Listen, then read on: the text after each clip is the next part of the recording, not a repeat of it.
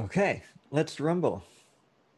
Hello. So, welcome back to Insight Cafe, where I have cool conversations with friends, leaders, and creators that I get to meet. This podcast started from just having really great conversations and being like, wow, you know what? I think other people would really benefit from listening in to these conversations. So, Mhm. I'm going to call my dear friend Jackie Chulya, and I prepared Hello. my bio. So, yeah. So Jackie's a dear friend. She's a professional golfer who plays on the China, Taiwan, and Thai LPGA. She Mhm. is an alumni from Columbia University, where she played in the NCAA Division One, where she kicked a lot of butt. Was Ivy League Player of the Year, two-time team captain, and she continues to kick butt in and around Southeast Asia for golf. So please welcome my dear friend Jackie Chulya. And so, hey Hey. Jackie, how's it going? Hello. Good, And good, good. All good. So I brought you Uh, on today because I thought we could have a really good conversation about mindset and sports performance, because that's the work I do, right, with mindset, and you are a mhm. professional athlete. And I thought it'd be cool to dive into that and explore some of the myths about um, mindset and sports performance, and also explore what's been your experience and explore what it looks like to you now. But before we get into that, I'd love to know how you became a golfer. Like, what's the background story to Jackie Chulya? Well, golf, the sport, is actually my seventh birthday present from my dad. Yeah, when I turned seven, basically. So, yeah, to be honest, I was kind of disappointed because, I guess when you're a 7 year old, you kind of wanted like, I don't know, like a tangible thing, right? Like, I don't know, like maybe like a doll or a toy or something. But I was a little bit confused by that present, but because we didn't really start playing until I was 9. But Mm. then my dad, kept reminding me that like, oh, do you remember about your birthday present a year ago, 2 years ago? So anyway, yeah, we started going to the driving range, 10 minutes from our house, like after dinner. So that was just kind of like a hobby, I guess, that I did with my dad and also my older sister. Um, so yeah, that's how I started playing. Just a fun hobby after dinner with my dad and my sister. And then did you fall in love with golf right away, or was it like a hobby that turned into a passion? Um, You're like, I want to do this. no, I didn't. I did not intend on becoming like a serious golfer. Mm. To be honest, I think at that age, like a lot of kids, they were like it was not the kids' decision to play Mm. and compete. I think it was largely like my dad's. And yeah, I started competing when I was 11. So that was like around class C. That's what they call class C in junior golf. And I think I only really started to enjoy it when um, I got to college. Well, before that, a little bit before that, because I saw that, like the opportunity of, like where golf can take me. Um, but when I really started to enjoy the game and see, how far I can go, that was in college actually. So not too long ago from now. Cool. Yeah, So it's been a long journey. yeah. Hmm. So let's dive in. Like, oh man, what are some of the myths that you think are prevalent in sports performance when it comes to mindset, or the way people need to develop mindset to perform better in sports? Like, what does that look like to you now? I think one of the more common ones that I've heard, from playing with like juniors or pro-ams or like just talking to people in general is this concept of grinding, right? Like the Mm. more, the better. Like the more you practice, the better you're going to become. The more knowledge you have about the game or the swing, just relating it to golf, right? The better. That's what people assume. But I don't think that's the case. Um, I think it's more about figuring out what works for you, like in terms of routine, like having your own like winning recipe, like it's like a process and a lot of trial and error experiment to come up with your own recipe of what works for you. Because there might be a player, right? You might see one player who's super successful and he or she put in a lot of hours to practice, and he does really well, right? So a lot of people just assume that in order to become as successful as this person, then you must do the same things that he does or she does, right? But I don't think that's true at all. It's more about what works for you personally, and it takes a lot of time to figure that out. Yeah. What do you think? To me, I think you're spot on. I think the premise is, well, if I just do what that guy does, I should be as good as that guy. And I think one of my mentors pointed out, it's like taking somebody else's medicine and hoping for the same result. But Yeah. it's like we try and copy behaviors and habits, and I think that that's the wrong place to look, because the right places to look to me is, where's that coming from? What did they see that inspired them to figure out what works for them? And while we're on that, like what have you found to work for you? And where did that come from? Yeah. Well, for my performance this year, well, I didn't have a lot of tournaments from like March until May or June. We started the season back on in July, and from July to November. So the beginning of the season, I wasn't playing that well. And I was playing better towards the end of the season, like around September, October, November. And the big difference that I saw was that, so I had 2 wins. So before the 2 wins, I took a beach trip 1 week. I mean, less than 1 week, but I basically had like a week off from golf, right? And then when I come back, I practice and play, get back to the routine, hit the gym for 1 more week, and then I just go to the tournament 2 days before the tournament, play the practice round, and then just play. I think having that week, I mean, this is my observation, because that happened before both times that I've won. So, I'm just also trying to figure out next year, like if this could be my winning recipe. But I think it's a pretty strong correlation for me to see that, because for me, like I have a tendency to overthink and overanalyze things anyway. So I think maybe, having gone on those trips have helped me to relax and, just not think about the game or like the results or just overthinking in general. Like I think that had really helped me to be in the right mindset when I came back, and trained for 1 week before the tournament. So yeah. Can we explore that for a second? Because to me, that's really interesting. Yeah. What do you make of that? What do you think? What do you think about slowing down and giving yourself space to just be with yourself before you perform, before you compete? What about that worked, and why do you think it worked for you?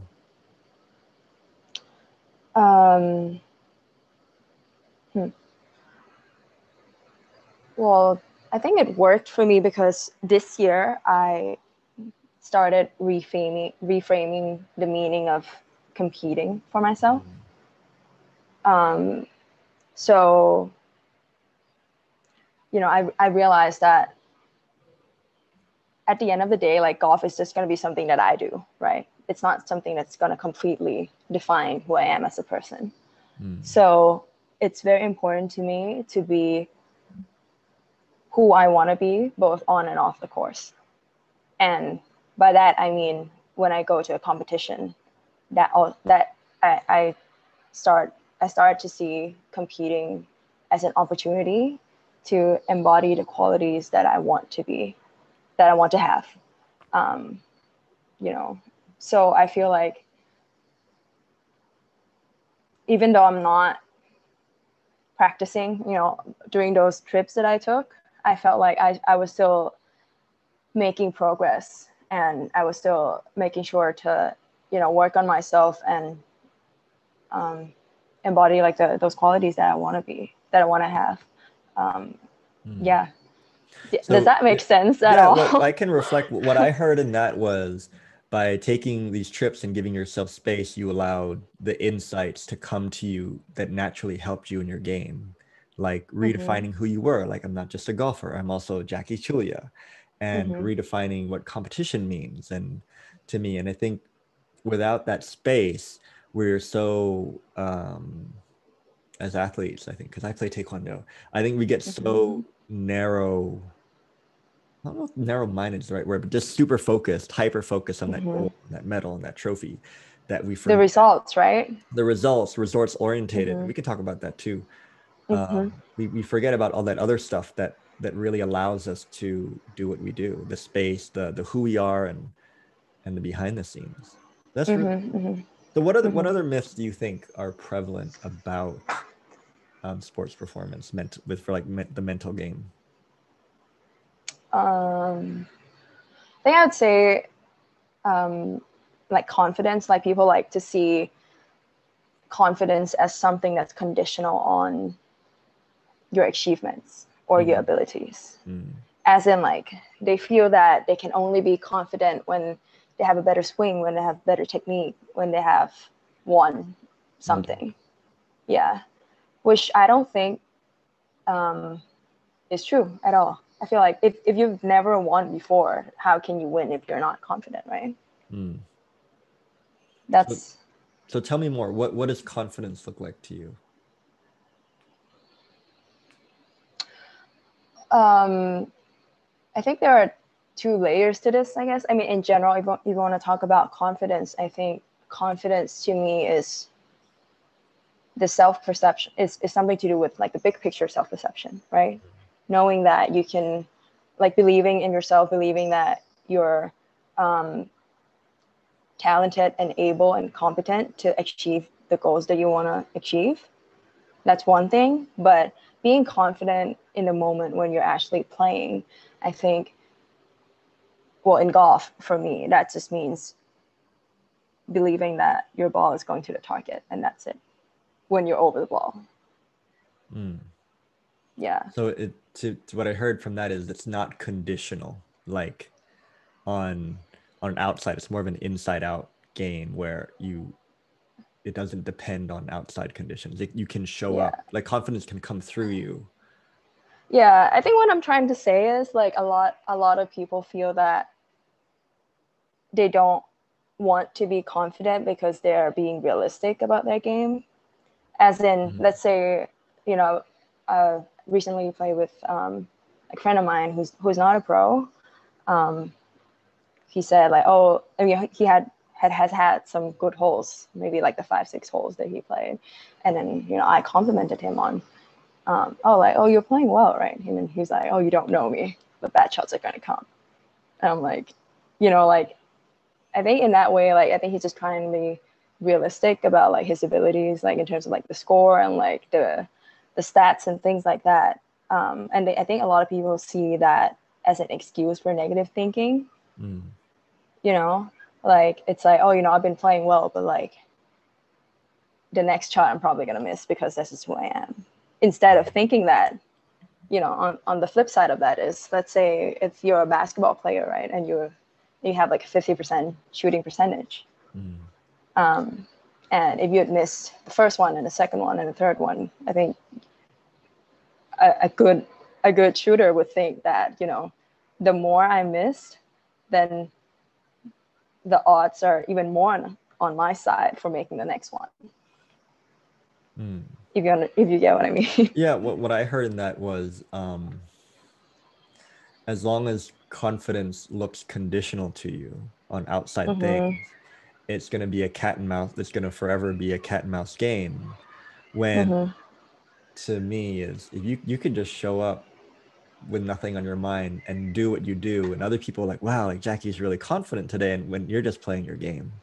And like, in my experience, I've fought and won matches in taekwondo where I was completely not confident, fighting completely out of, you know, above my, like, players who I thought were way better than me. Like, oh, I won that, you know, and Mm-hmm. super confident and super flashy, and I lost, you know, and I was like, okay, clearly confidence does not equate to whatever level of performance I think it's going to equate to, but it's more of a noticing. And for me, in my experience, I noticed that the less focus I put, the less self-conscious I was about my confidence, the more space I had to focus on the game. Like The the more whole, able yeah. you're able to be in the moment more and do what you need to do, right? Yeah. What do you make of that? Or what do you think about that?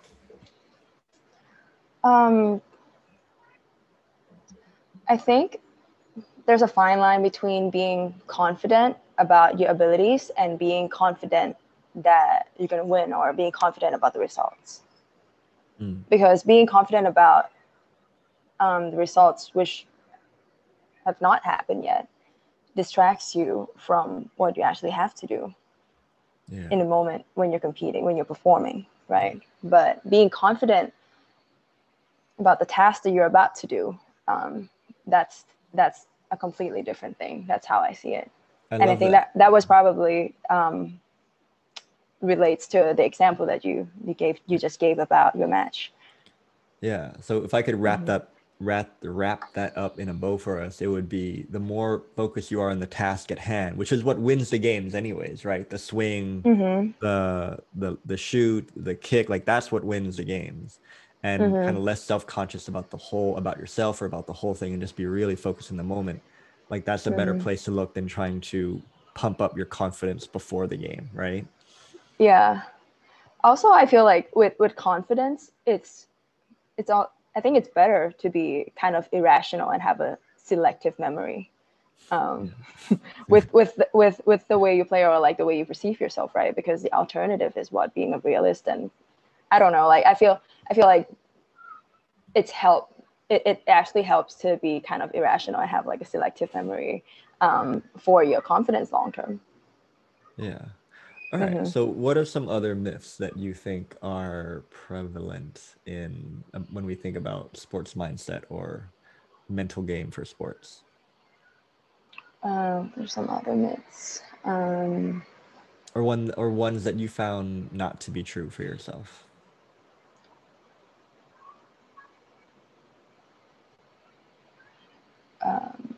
Well, right now I can think of one that I heard recently from a friend who is an avid golfer, and he said, if only, like I am only 15K away from having a PGA Tour level swing. 15K as in 15K baht. And I think I found that comment very interesting, because it basically assumes that a swing coach is going to do all the work for you, as long as you just get a course with this guy, right? Yeah, okay. and do you get what I mean? It's well, maybe for the people who don't play golf, you could explain what that means. Well, usually when you want to improve your swing, you go to a swing coach. But yeah, and that sometimes means that you stick with one coach for a while, and then you work with this one person in order to better your technique, right? Yeah, but it's that comment to me just seemed kind of simplistic in terms of like sports performance and like improvement in general.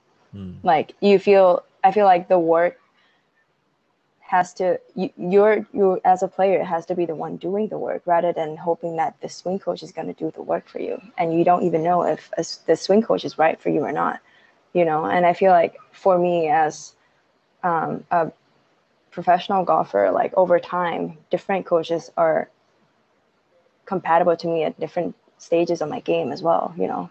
I feel like for me, I've had multiple coaches. I have not just stuck with one coach the whole way through. And I think that also depends on what you want to accomplish and what you want to achieve in different stages of your career. So yeah, I think it's not as simple as just going to the swing coach and just hoping that they're going to do the work for you. They're going to tell you exactly what you need to do the whole way through, and then you're going to get there. I think the work, of course, you know, the swing is one part of the game, but also there's also mental game, and there's also fitness and like competition experience that come into play as well. I'm curious now, like, how do you pick your coaches? What do you look for? What do I look for in a coach? Well, one is experience. As like a touring pro, I think it's very beneficial for me to learn from someone who has been a touring pro as well once before, because that kind of experience is very hard to teach or like share with another person if you have not been through, you know, the tour experience before, because it's not just about the game, it's also about how you survive on tour too, like whether it's like how to pick caddies, how to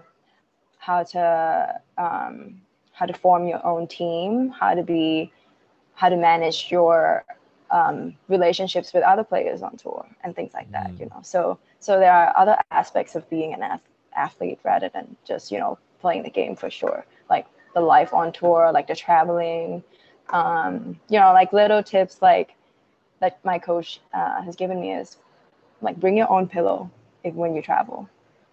You know, it's like something as detailed as that I think if you're not a touring pro before, then it's just not something that you haven't experienced. I want to know about the pillows now. What about bringing your own pillow helps? Well, sleep is very important for athletes, right? You need your rest. And when you travel from one place to another, you don't, sometimes, you know, the official hotel is nice, sometimes it's not, but the pillows, like it's such a huge impact in terms of your quality sleep. So if you bring your own, then, you know, you have one control over like a factor that will affect your quality of sleep. So it's a part of your preparation. Everywhere now if I compete. Yeah, you should. Tip by Jackie. Bring your own pillow. Bring your own pillow. So going back to mindset, what else has been helpful to you as a professional athlete in terms of your inner game, your mental game? What's made the biggest impact? What's made the biggest impact?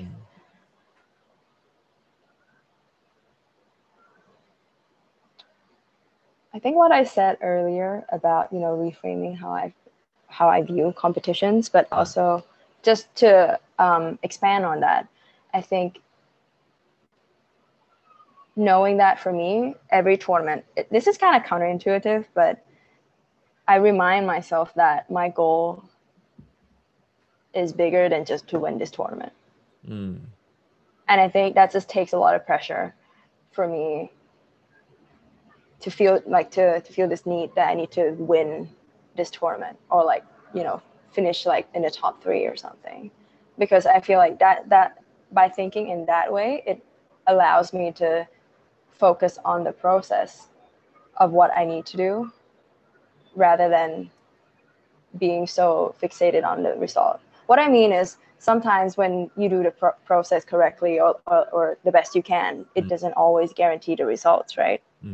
So as long as you keep doing that, keep focusing on the process and your goals, your process goals. I mean, I think that in the long run is going to yield so much more results than just being fixated on just winning one tournament. So in a way, that just helps with the pressure of having having to perform in one particular like event. Can you give me a before after? Can you give me a before after? Like, what was it like to compete, being so fixated on results versus looking at the bigger picture? I think being so fixated on results just, well, one, makes competing very stressful and not very enjoyable, because you feel like you really, really have to play well for number all the of time, reasons. If every single yeah, all match, the every time. single hole. Yeah, Yeah. yeah. That was the way I played was, yeah, I didn't feel happy like showing up to the course, like warming up and like playing for 5 hours in the sun. It just felt super. It felt like a drag to me, Mm. like, and I felt like, you know, if I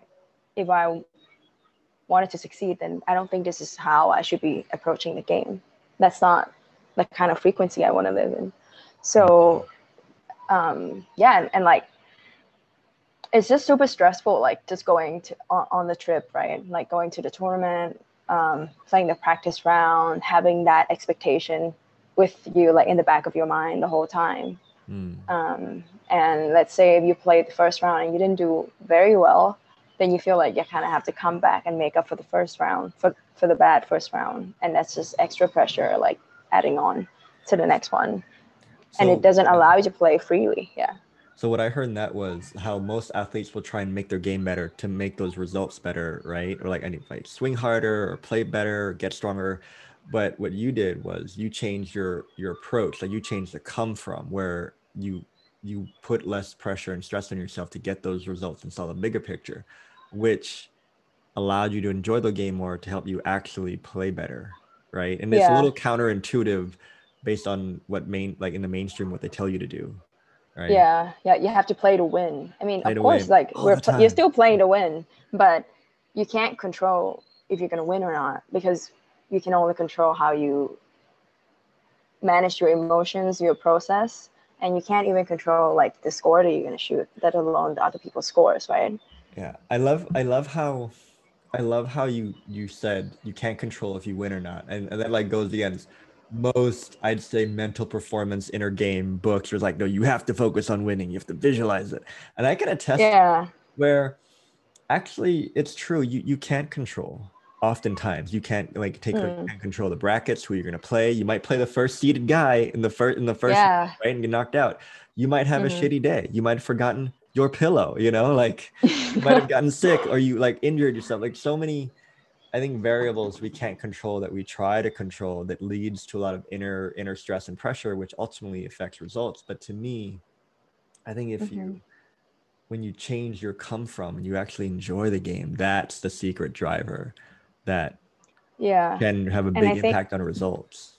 yeah. And I think when I was playing well, I wasn't so, I mean, I obviously I was doing my best, playing my best, putting in my best effort. But to me, like, I knew that at the end of the day, like whatever happens, even if I don't win, or even if I was playing badly, I knew that like it was going to be okay. Like I'm going to be okay. I'm going to, you know, tee it up again in the next 2 weeks. I'm still going to compete. Yeah. And I think that's also a part of, you know, like what I said earlier about like being the kind of person I want to be.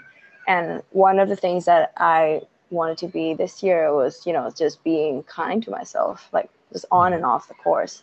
And I think just relating that to golf is just being kind to myself means that I will accept myself when I play well and when I play badly.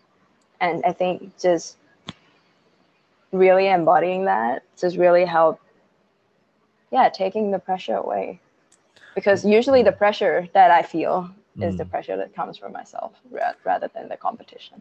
Oh yeah. So everybody listening, raise your hands if you're super judgy with yourself. Right, but tell me more about that. Where did that, how did that insight come about where you realized that the pressure was coming within you? Because I think a lot of people, at least what I've seen working with clients, there's this misunderstanding that pressure comes from the outside and they have to change outside circumstances to change the pressure. And what I try to point them to is that it's an inside out game. And if you can really recognize that the pressure is coming from within, you can have a different perspective. You can see something new about that. And then there's so much less to do, especially in golf. Like you can't change what other players do or say. You can't change, you know, the weather. But the inside game is totally workable. So tell me more, like how did this insight come about where you had this awareness that the pressure was coming from you? Well, I think I've always been very judgy with myself. And I think I've only become more aware of that when I ask myself this question, like, why do I want to play good golf? Or even why do I play golf? Right. And I think if the answer to that was, okay, well, my answer was to make a living out of it, right? Because I'm playing professionally. One, there's financial reasons. To not be, well, that leads to like not being like a liability to my family, you know, being independent. That is something that's very important to me.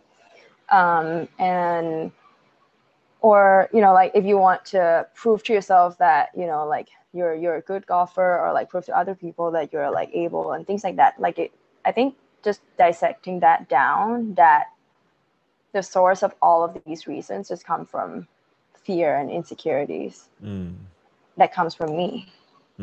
So in a way, by becoming aware of that just helps me realize that, yeah, it's just the pressure that I'm just creating for myself, just coming from my own insecurity, right? Which I need to work on. I love that, because I love that the awareness of it was enough for it to change. You know, like you didn't have to like wrestle your insecurities or fear to the ground, like, you know, put them in a headlock. Like all it took for you was just to see like, oh, I'm shooting myself in the foot, I should stop. Yeah. And I think sometimes it's as simple as that, because awareness is the beginning of a lot of things, a lot of beginning of change, right?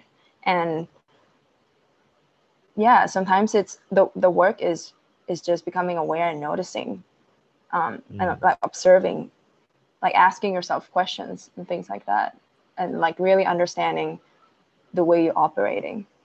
I think this is, to point to, I think this beautifully points to another myth, which is, you know, to get better at your sport, you need to grind harder. The one we talked about, grind harder, kick harder, faster, bigger, faster, stronger. And it's all like the physical stuff. But I think what we're talking about is, that's great, and that might make an impact. But if you're doing it from the wrong place of stress and pressure and results oriented, you're going to burn out really quickly.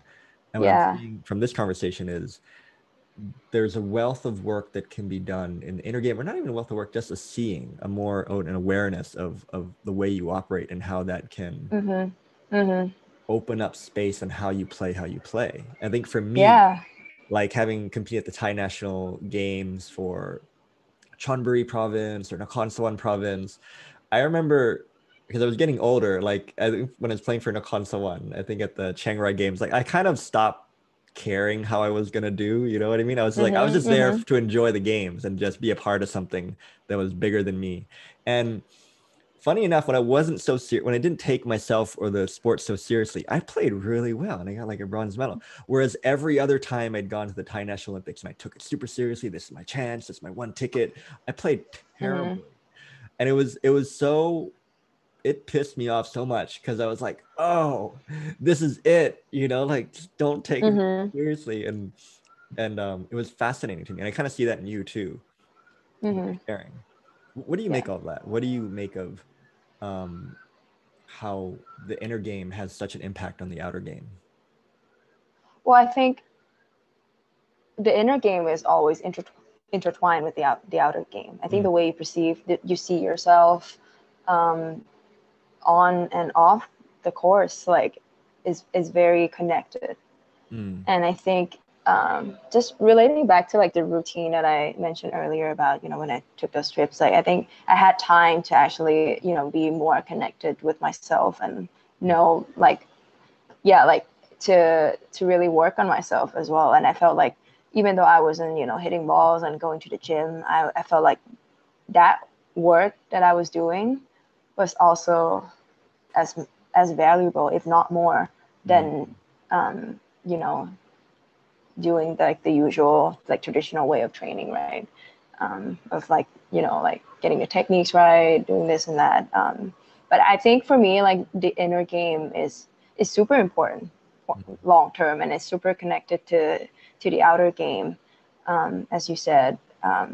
And earlier you mentioned, you used the word space, right? You felt that without that pressure of like when you said you didn't really care how you were going to do at the match, like you played so much better. I think that space is precious. Like that space is everything, and I think that it can be felt too. It really felt like you have that space to really play, and by that space I mean like you feel free. If you have more space for creativity, you know, you can be creative with the shots and can figure out like which way you're going to go. And it's just, I think that's the way that a lot of successful athletes or even business people, you know, when they perform, they must have that space or something similar to it, right? That space that they can think and operate and perform freely. I love that. That's such a beautiful illustration, because if you don't have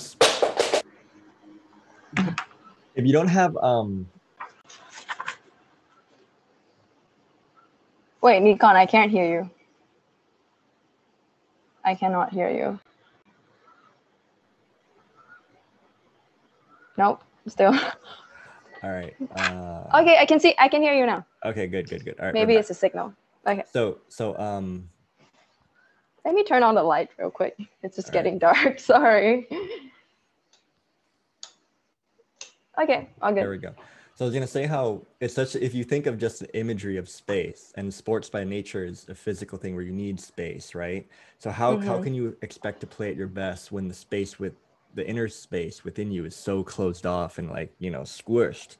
Like that's a hard thing to play, even though on the outside you are at peak physical performance. But if you're not at peak psychological fitness, it's still tough. Yeah, it's like you're playing with like a handicap almost. Yeah, and you don't even know it, right? Yeah, you don't even know it. And you look, I mean, like physically you look okay, but you know, if your mind's not in the right place, then you're not ready, you know, like you're not at your best state to like perform. So I think it's super important to take care of that as an athlete as well. Also, I'm curious, something you said that's kind of piquing my curiosity, which is, who are you on and off the field?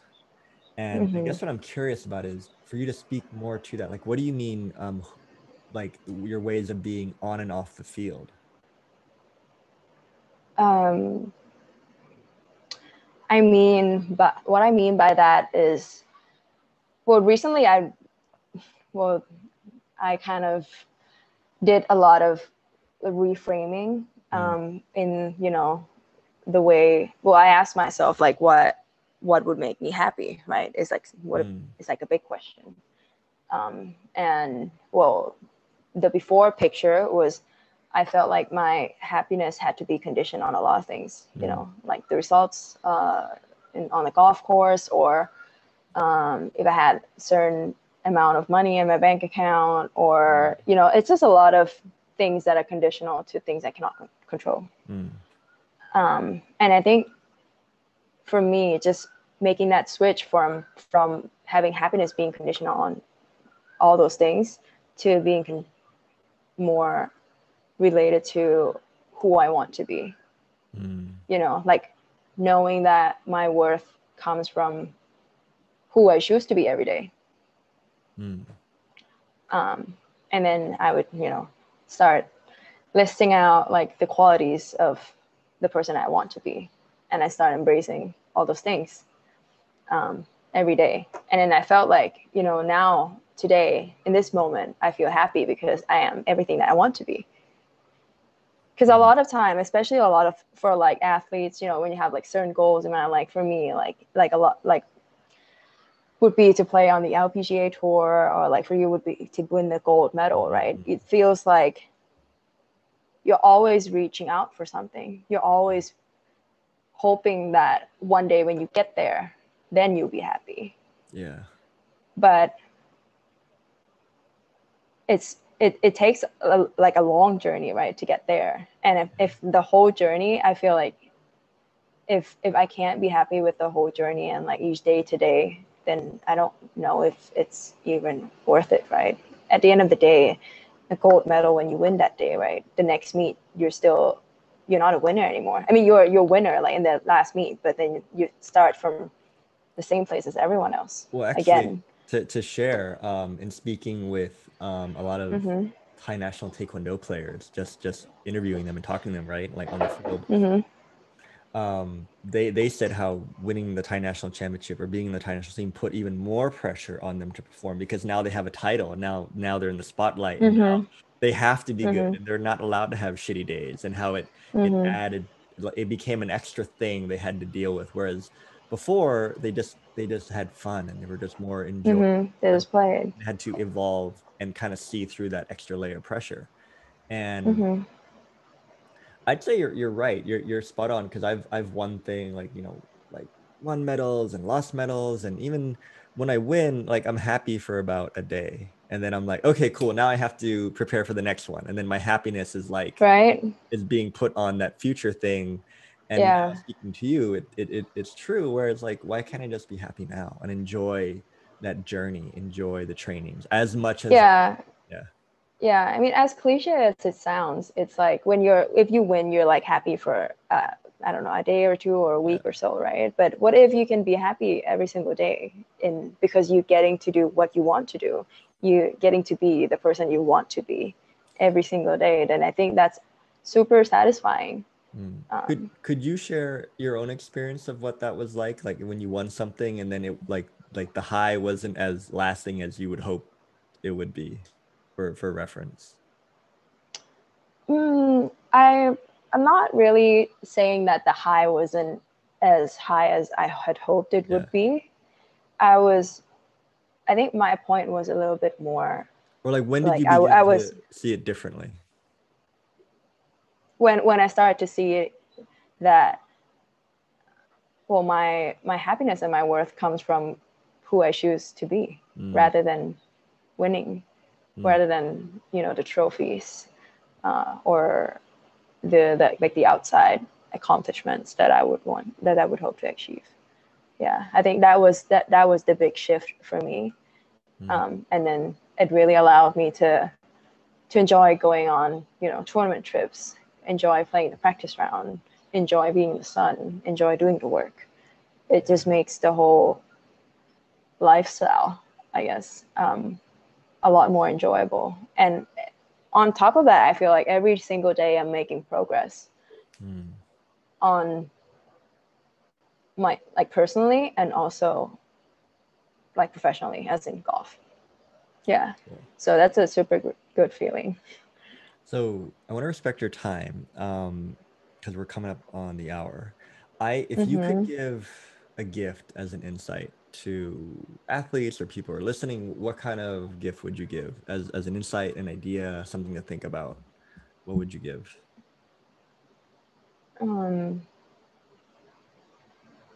Is this for like athletes, or Or just for, I who guess, would for it be athletes, for? Just but for us? I think for athletes, because we're both athletes, but also I know that in the way insight works, it could relate to anybody listening. Like Right. they'll hear what they need to hear in what you're gonna say.